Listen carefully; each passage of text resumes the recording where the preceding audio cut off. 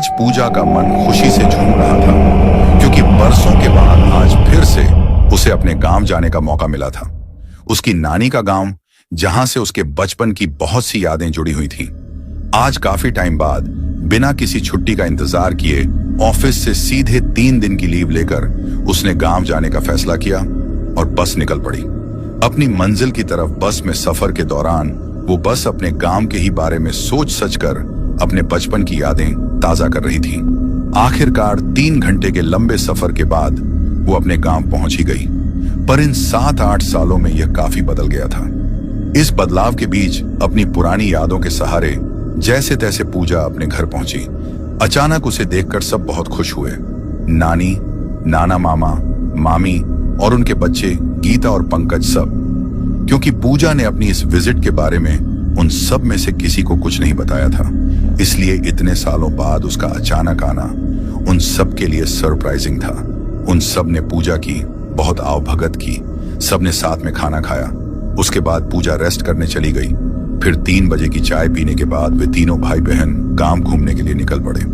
घर वालों ने अंधेरा होने से पहले लौट आने की सलाह तो पहले ही दे दी थी।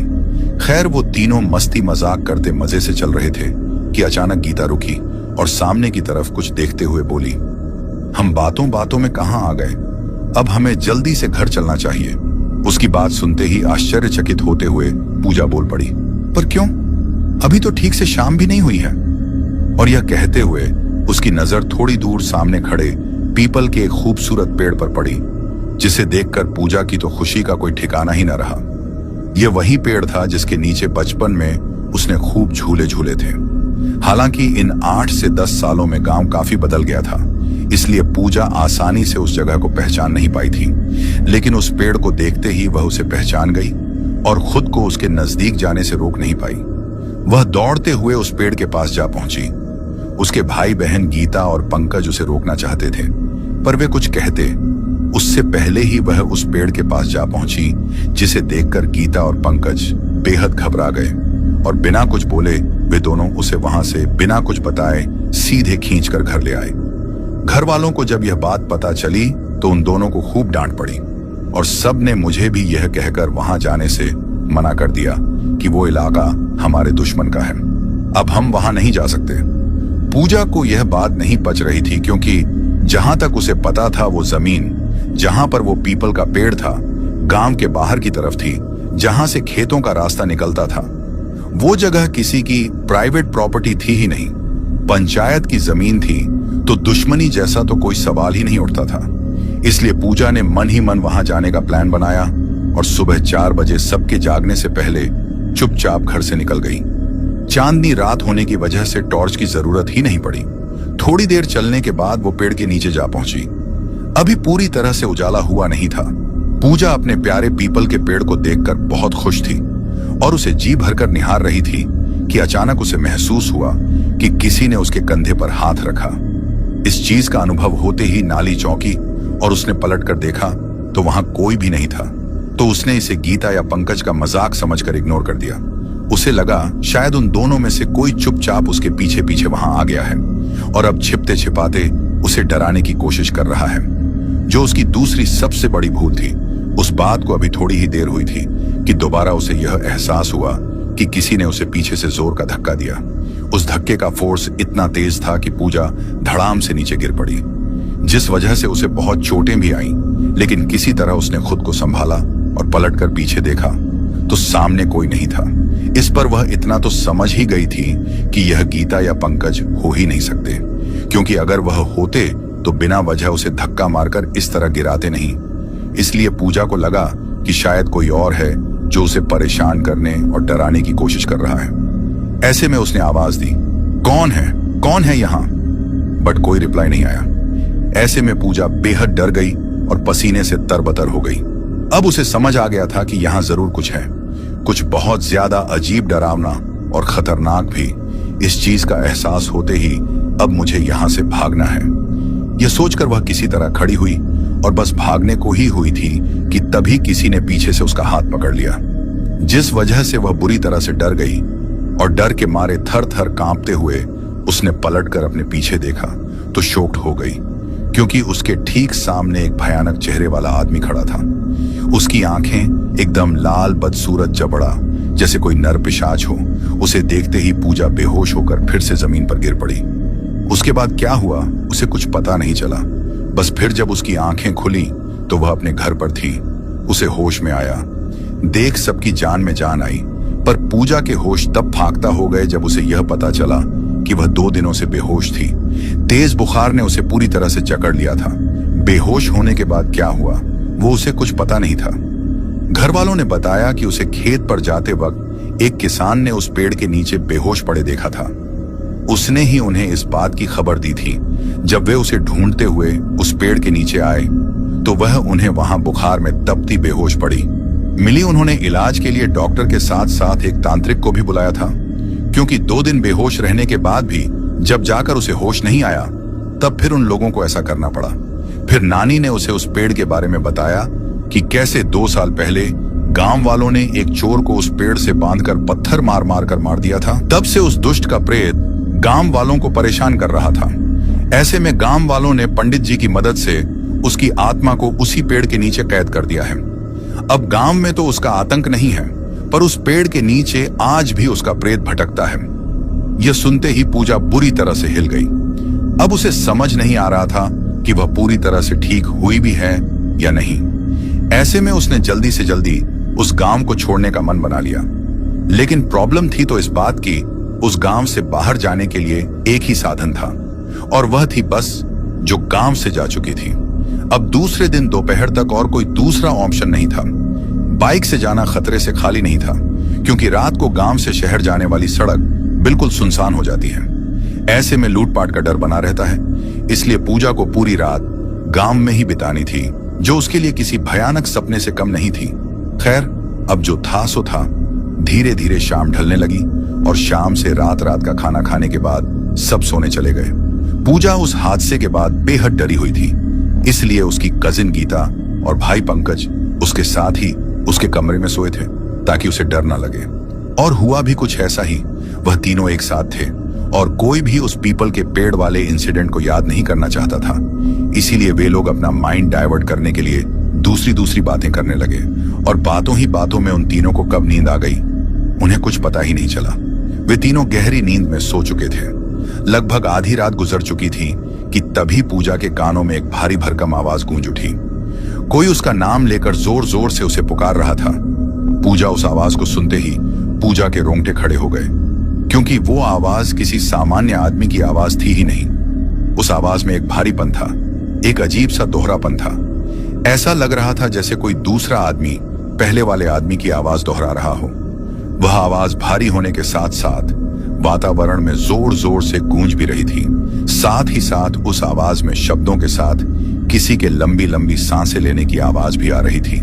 उस भारी भरकम आवाज की पुकार और उन लंबी लंबी सांसों की आवाज आही की आवाज से पूजा की नींद उड़ गई और डर के मारे उसकी सांसें बढ़ गईं। उसके पूरे शरीर से पसीना टपकने लगा।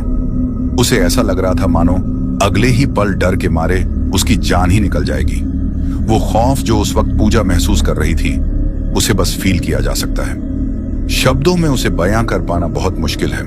उसने उस आवाज और उस डर से बचने के लिए अपनी बहन गीता को उठाना चाहा, और इसी कोशिश में उसने अपने मन की सारी हिम्मत बटोर कर गीता की तरफ करवट ली।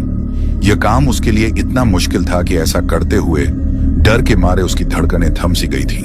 गीता के ब्लैंकेट को उठाया तो अंदर का नजारा देखकर उसके होश उड़ गए, और उसने अपनी पूरी हिम्मत जुटाकर अपने बिस्तर से उठकर लाइट ऑन करते ही सारी चीजें साफ हो गईं। वही हुआ जिसका अनुभव पूजा को गीता के ब्लैंकेट पर हाथ रखते ही हो गया था, और उसने अपने इसी शक को पुख्ता करने के लिए लाइट्स ऑन की थी। जैसे ही उसने लाइट्स ऑन की, उसके भाई पंकज की नींद भी खुल गई।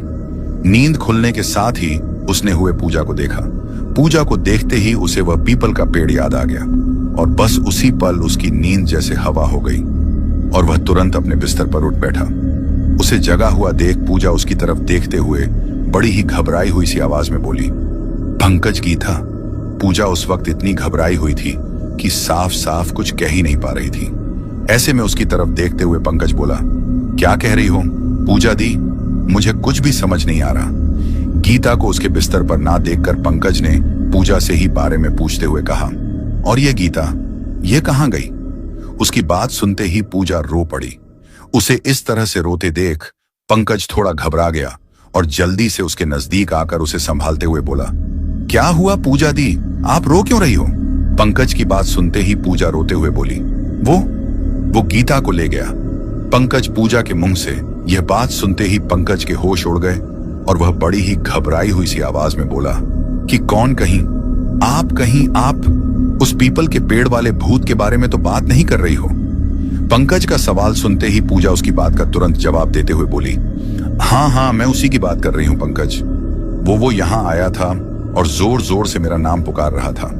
उसकी आवाज से डरकर जैसे ही मैंने गीता को जगाने के लिए उसके ब्लैंकेट को टच किया तो मुझे फील हो गया था कि ब्लैंकेट में गीता नहीं है। इसलिए मैंने तुरंत लाइट ऑन की और नजारा तुम्हारी आंखों के सामने है। गीता के बिस्तर पर उसकी जगह पर ये तकिए रखे हुए हैं, वह यहां नहीं है।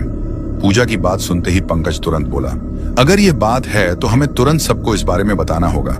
मुझे लगता है वह भूत जरूर उसे उसी पीपल के पेड़ के पास ले गया होगा। पंकज की बात सुनते ही पूजा ने भी उसकी बातों में अपनी सहमति जताते हुए कहा, तुम ठीक कह रहे हो पंकज, हमें जल्द से जल्द घर में सबको इस बारे में बताना होगा। मुझे तो गीता की बहुत चिंता हो रही है, इसलिए जल्दी करो।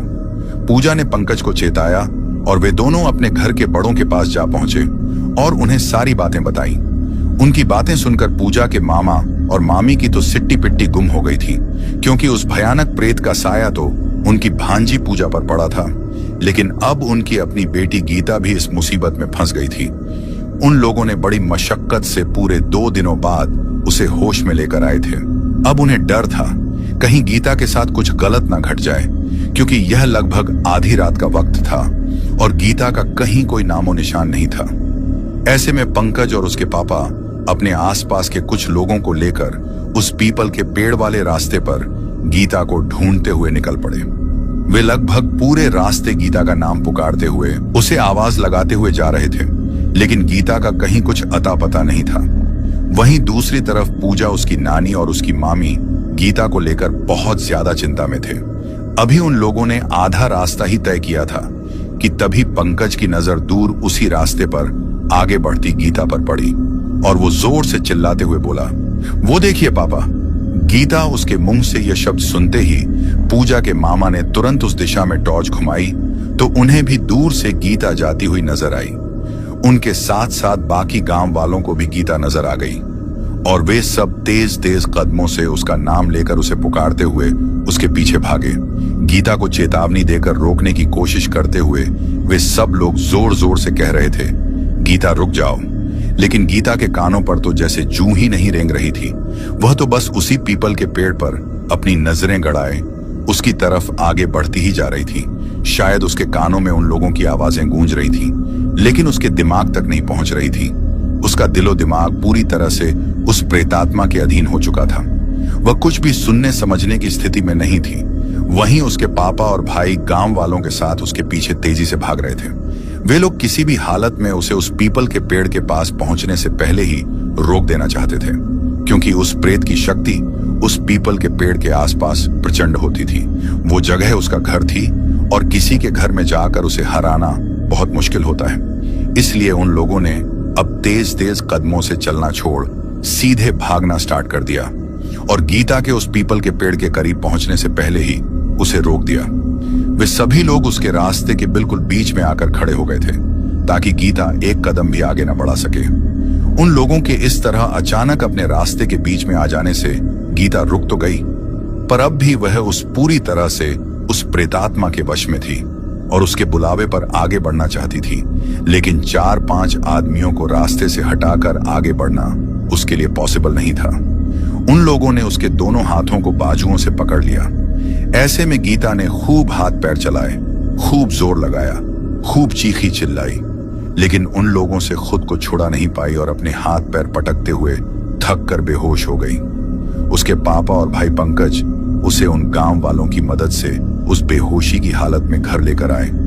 उस तांत्रिक को भी बुलाया गया जिसने पूजा को उस प्रेत के साए से मुक्त करते हुए भयंकर बुखार और 2 दिनों की स्याह बेहोशी से बाहर निकाला था, क्योंकि अब तो बात साफ थी, गीता बीमार नहीं थी।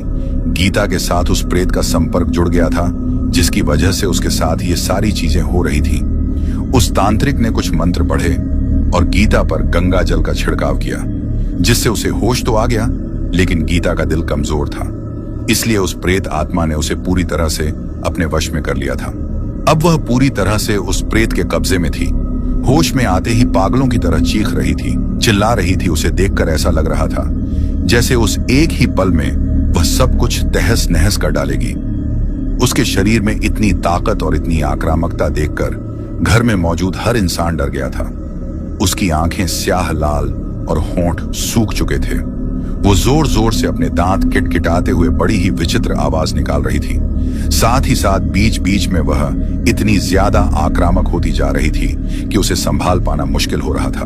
वो भारी भरकम चीजें उठाकर पटक रही थी, उन्हें हवा में फेंक रही थी, जिससे वहां मौजूद हर शख्स खौफजदा था और उसके उन हमलों की वजह से इधर उधर छिपते छिपाते खुद को बचाने की कोशिश कर रहा था। जिसे देखकर गीता जोर जोर से हंस रही थी। उसकी यह हालत देखकर उसकी माँ और पूजा की मामी बहुत जोर जोर से रो रही थी और पूजा को ही उसकी उस हालत का जिम्मेदार मानते हुए भला बुरा कह रही थी। जो कुछ भी हुआ उसमें उस पेड़ का भी बहुत बड़ा रोल था, क्योंकि उस पीपल के पेड़ की एनर्जी ही इतनी स्ट्रांग थी कि उसने पहली नजर में ही पूजा को सम्मोहित कर लिया था। वह खुद को उस पेड़ के पास जाने से रोक ही नहीं पा रही थी। यहां तक कि नींद में भी उसे वही पेड़ नजर आ रहा था। वह पीपल का पेड़ लगातार उसके ख्यालों में आकर उसे अपनी तरफ खींच रहा था, उसे बेचैन कर रहा था। वहीं दूसरी ओर एक सवाल जस का तब बना हुआ था कि जब पीपल के उस भूताहा पेड़ के पास पूजा गई थी और पूरे 2 दिनों तक लगातार बुखार से तड़प रही थी, बेहोश थी, बावजूद इसके वह उस आत्मा से पजेस नहीं हुई। वही गीता तो उस पेड़ के करीब भी नहीं गई थी और उसने अपनी नजरें उठाकर उस पेड़ की तरफ देखा तक नहीं था। फिर भी उसके अपने ही घर में उसके साथ यह सब कैसे हुआ, यह बात किसी की समझ में नहीं आ रही थी। इसी सवाल का जवाब पाने की कोशिश करते हुए पूजा के मामा ने उस तांत्रिक से इस बारे में जिक्र करते हुए पूछा, यह सब क्या है बाबा? मेरी बेटी तो उस पेड़ के पास गई भी नहीं थी, फिर उस पर उस प्रेत का साया कैसे आ गया? और वह ठीक तो हो जाएगी ना? उनका सवाल सुनते ही वह ऊंचा बोला, तुम्हारी बेटी को ठीक करना अब मेरे वश में नहीं है। उस पर उसी पीपल के पेड़ वाले भूत का साया है और वह प्रेत कितना शक्तिशाली है यह तुम अच्छी तरह से जानते हो।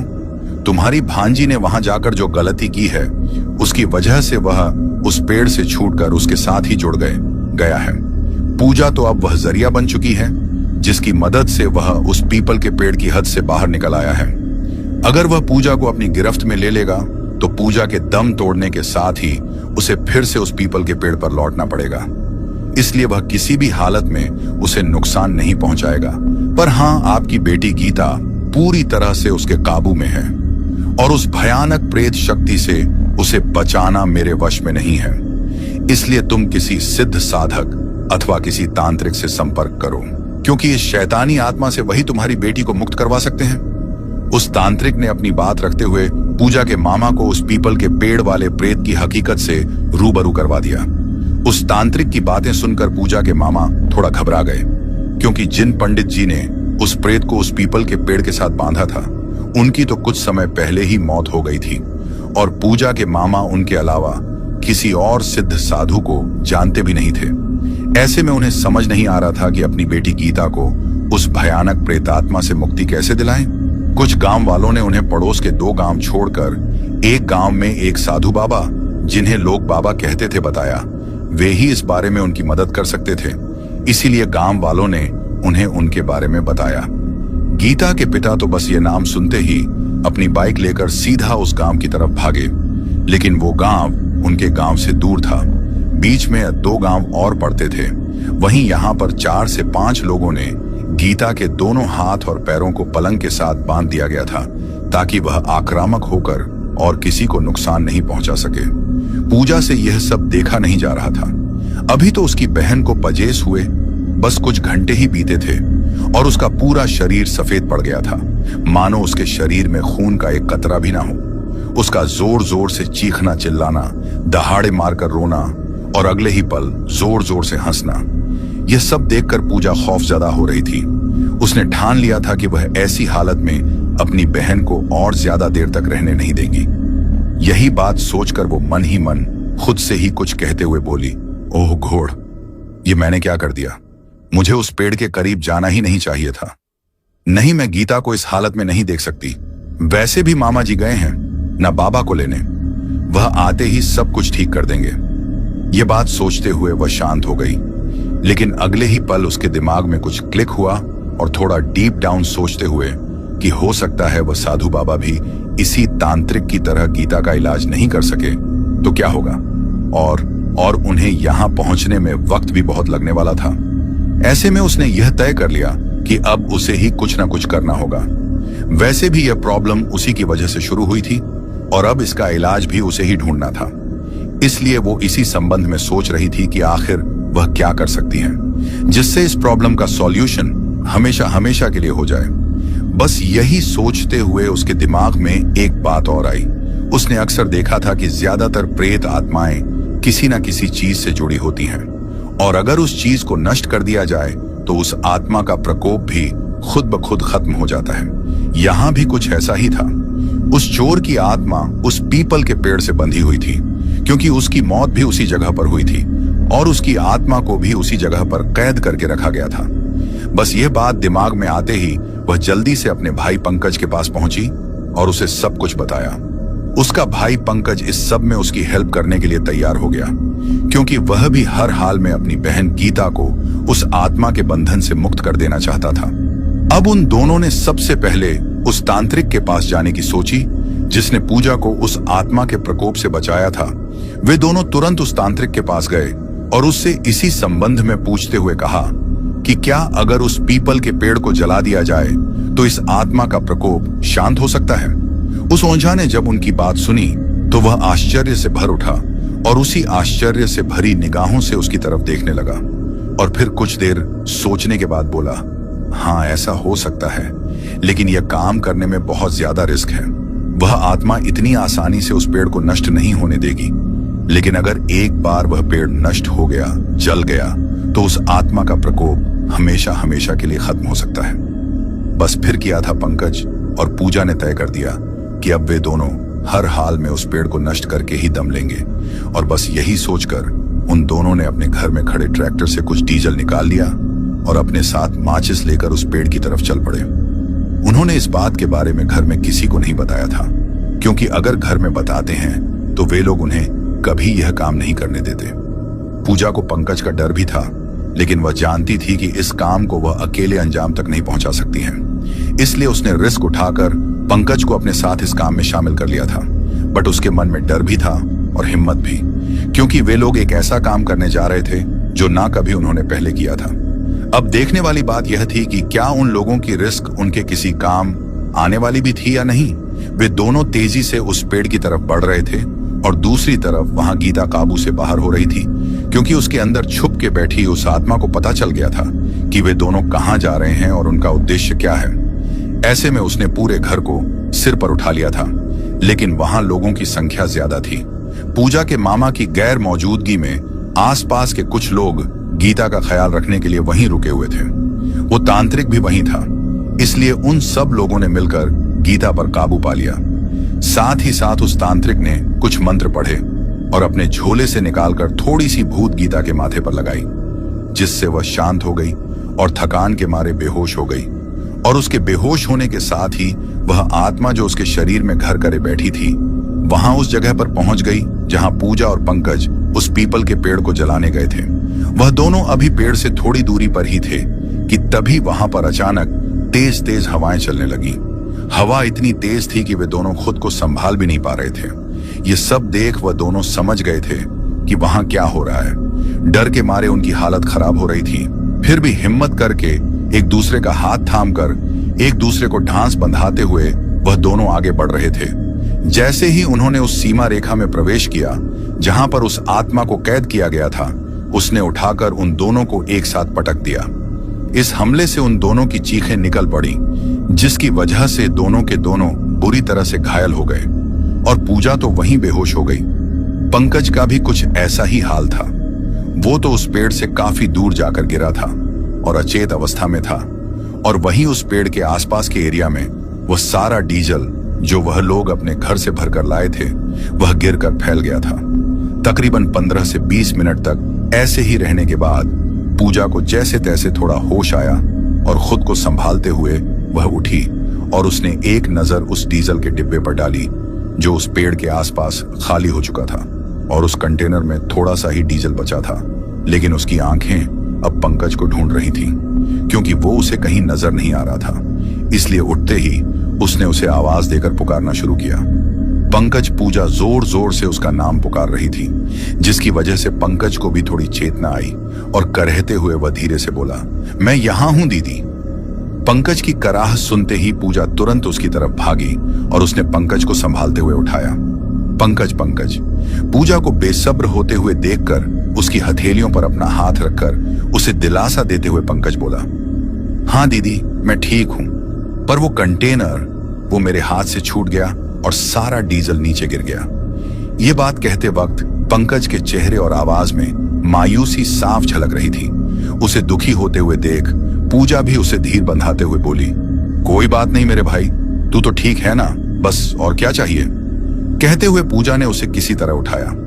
पंकज को बहुत गहरी चोटें लगी थीं, क्योंकि उस आत्मा ने उसे उछालकर काफी दूर तक पटक दिया था, लेकिन पूजा ने उसे संभाल कर उठाया। पंकज से ठीक से खड़ा भी नहीं हुआ जा रहा था, लेकिन फिर भी उसे चिंता थी, तो उस पेड़ की जिस काम के लिए वे दोनों यहाँ आए थे वह काम अब नहीं होने वाला था। और इस बात का उसे मलाल था, क्योंकि डीजल का वह छोटा सा कंटेनर उसी के हाथों में था। लेकिन पूजा के दिमाग में कुछ चल रहा था, इसलिए उसने पंकज को वहां एक दूसरे पेड़ के नीचे संभाल कर बैठा दिया और उसे वहीं उसका इंतजार करने की बात कही। उसे ऐसा करते देख पंकज को अंदाजा हो गया था कि पूजा के दिमाग में जरूर कुछ चल रहा है।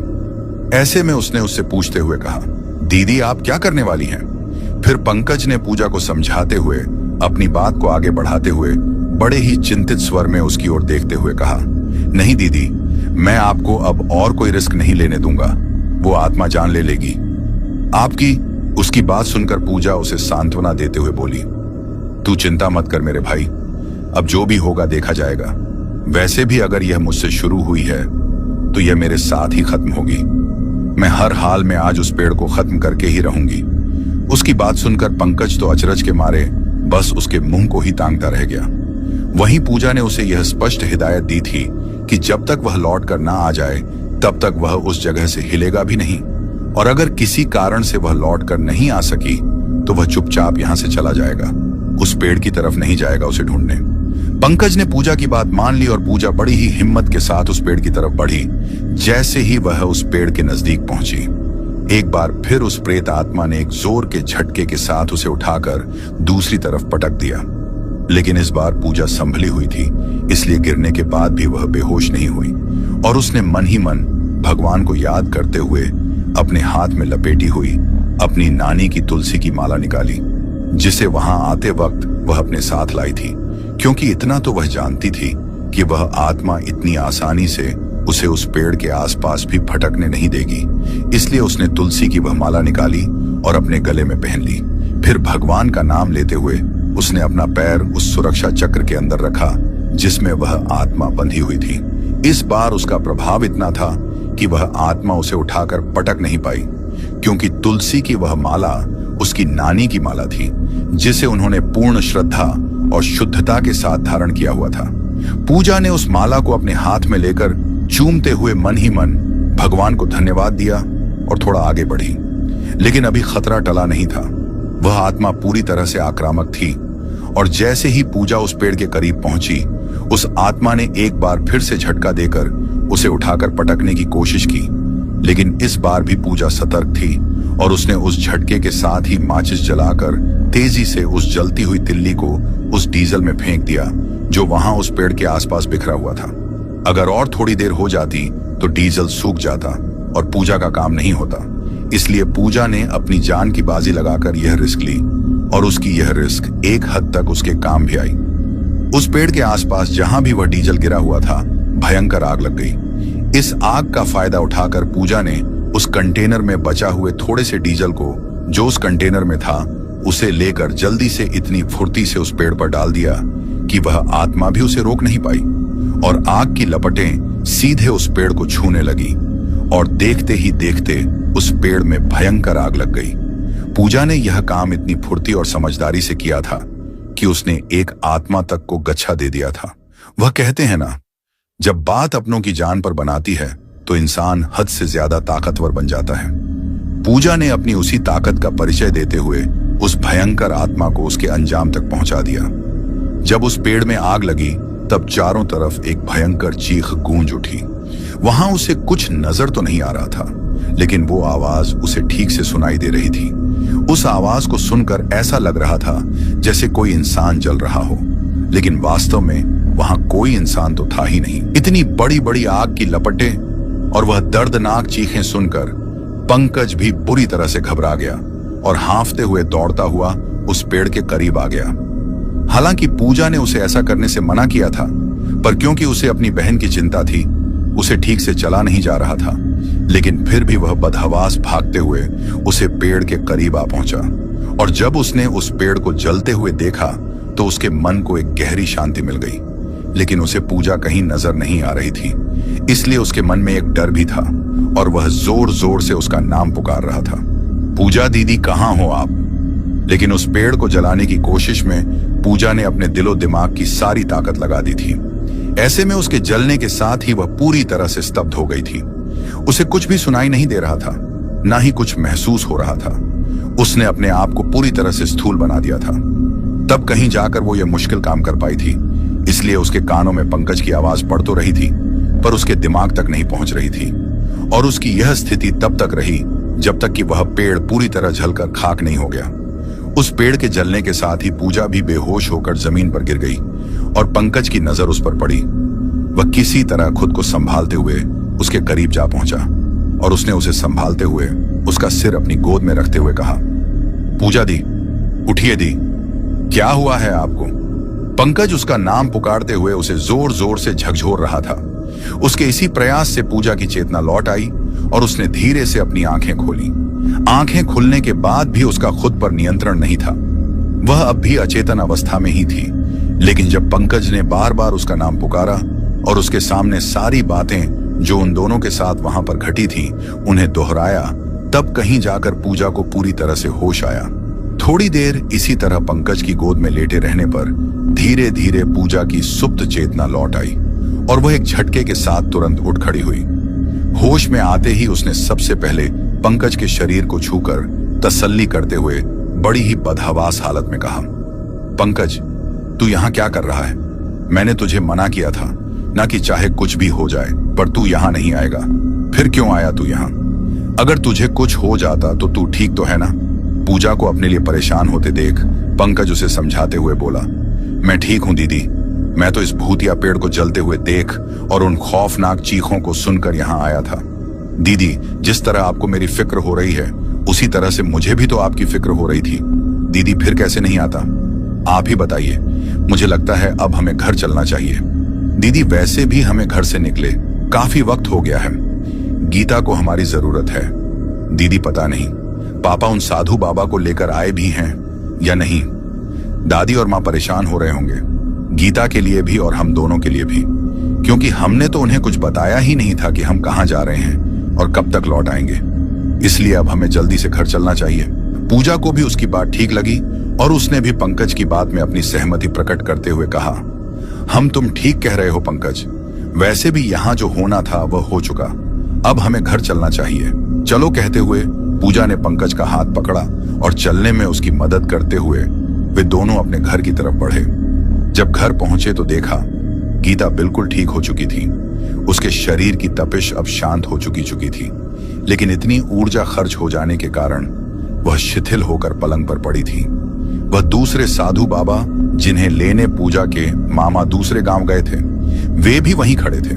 जब पूजा और पंकज घर पहुंचे तो वहां मौजूद सब लोग हैरानी भरी नजरों से उनकी ओर देख रहे थे। उन दोनों को उस हालत में देखकर सुनने के मामा हैरानी भरी नजरों से उन दोनों की तरफ देखते हुए बोले, ये सब क्या है पूजा? पंकज कहाँ गए थे तुम दोनों? और तुम्हारी यह हालत कैसे हुई? इतनी छोटे कैसे लगी तुम्हें? पूजा की नानी और मामी भी बड़ी ही हैरत भरी नजरों से उन दोनों की ओर देख रही थी। उनके अलावा गांव के दूसरे लोग जो उस वक्त वहां मौजूद थे वे सब भी उन दोनों की तरफ उतनी ही हैरानी से देखा रहे थे और उन दोनों के जवाब का इंतजार कर रहे थे।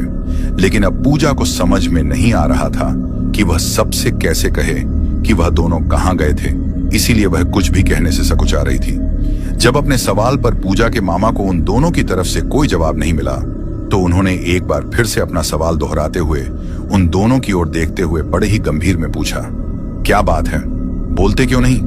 कहां गए थे तुम लोग और तुम्हारी ये हालत कैसे हुई? जवाब दो। उनका सवाल दोबारा सुनते ही पूजा और पंकज ने बड़ी ही खामोशी से अपनी पलकें उठाकर एक दूसरे की तरफ देखा और सकुचाते हुए फिर से अपनी नजर झुका ली। उन दोनों की हिम्मत ही नहीं हो रही थी किसी को कुछ बताने की। वहीं दूसरी तरफ उन दोनों को यूं खामोश खड़ा देख सबके मन में की सवाल उठ रहे थे, खासकर उनके अपने परिवार में। ऐसे में उन दोनों की दुविधा दूर करते हुए वह साधु बाबा बोल पड़े, मैं जानता हूं ये दोनों कहां गए थे। ये दोनों इस पीपल के पेड़ को जलाने गए थे, जिसकी वजह से ये सब शुरू हुआ है। कहते हुए साधु बाबा उन दोनों की तरफ आगे बढ़े और उनके नजदीक पहुंचते ही उन दोनों की ओर देखते हुए बोले, क्यों ठीक कह रहा हूं ना? मैं साधु बाबा के मुंह से ये बात सुनते ही वहां मौजूद हर शख्स की आंखें फटी की फटी रह गईं, क्योंकि जहां एक ओर गांव के बड़े बुजुर्ग भी उस पेड़ के आसपास फटकने से डरते थे, वहीं इन दो बच्चों ने उस पेड़ को जलाने की कोशिश की। इस बात को सुनते ही पूजा के मामा, नानी और मामी तो पूरी तरह से शोखड़ ही हो गए। उनकी एक बच्ची तो पहले से ही उस आत्मा की वजह से बिस्तर में पड़ी थी और अब यह दोनों, इसीलिए पूजा के मामा गुस्से से आग बबूला होते हुए बोले, क्या यह सच है? जवाब दो।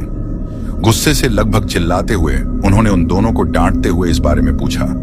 उनकी तेज आवाज और गुस्से को देखकर पूजा और पंकज दोनों घबरा गए थे, लेकिन उन साधु बाबा ने बीच बचाव करते हुए पूजा के मामा को शांत किया और उन्हें पूजा और पंकज की बहादुरी की तारीफ करने की बात कही, क्योंकि जहां एक तरफ पूरा गांव उस भयानक प्रेत आत्मा के डर से इतना खौफ खाता था कि अकेले तो कोई उस रास्ते पर से भी नहीं गुजरता था, वहां पूजा और पंकज ने मिलकर अपनी हिम्मत दिखाते हुए उस पेड़ को जलाकर हमेशा हमेशा के लिए खाक कर दिया था। जब गांव वालों ने साधु बाबा के मुंह से यह बात सुनी, तो वे सब उन दोनों की बहादुरी को देखकर हतप्रभ रह गए। साधु बाबा ने उन दोनों के काम की तारीफ तो की, लेकिन अब समस्या यह थी कि वह आत्मा उस पेड़ के जलने के साथ ही मुक्त हो गई थी और अब वह अपने लिए किसी और जगह की तलाश में होगी। ऐसे में यह जरूरी था कि हर हाल में उस आत्मा को नियंत्रित कर लिया जाए। इस काम को करने के लिए उन साधु महाराज ने गांव वालों की मदद से एक अनुष्ठान किया और उस आत्मा उसके नाम से बुलाकर एक मिट्टी के घड़े में कैद किया गया और उस घड़े के मुंह को बांधकर उसी जले हुए पीपल के पेड़ के नीचे जमीन में गड़वा दिया। उस अनुष्ठान क्रिया के बाद गांव वालों को उस भयानक प्रेतात्मा और उसके खौफ से हमेशा हमेशा के लिए मुक्त हो गए। गीता भी पूरी तरह से ठीक हो गई। उस दिन के बाद फिर कभी उसने ऐसी कोई अजीबोगरीब हरकत नहीं की। अंततः पूजा और पंकज की बहादुरी की वजह से उनके पूरे गांव को उस भयानक प्रेतात्मा के खौफ से मुक्ति मिल गई। तो दोस्तों, यह थी हमारी आज की खौफनाक खानाई कहानी। आपको कैसी लगी कमेंट बॉक्स में जरूर बताना और ऐसी ही और कहानियां सुनने के लिए हमारे YouTube चैनल को सब्सक्राइब करना मत भूलना। मिलते हैं किसी और डरावने किस्से के साथ। अपना और अपनी फैमिली का ध्यान रखें। नमस्कार।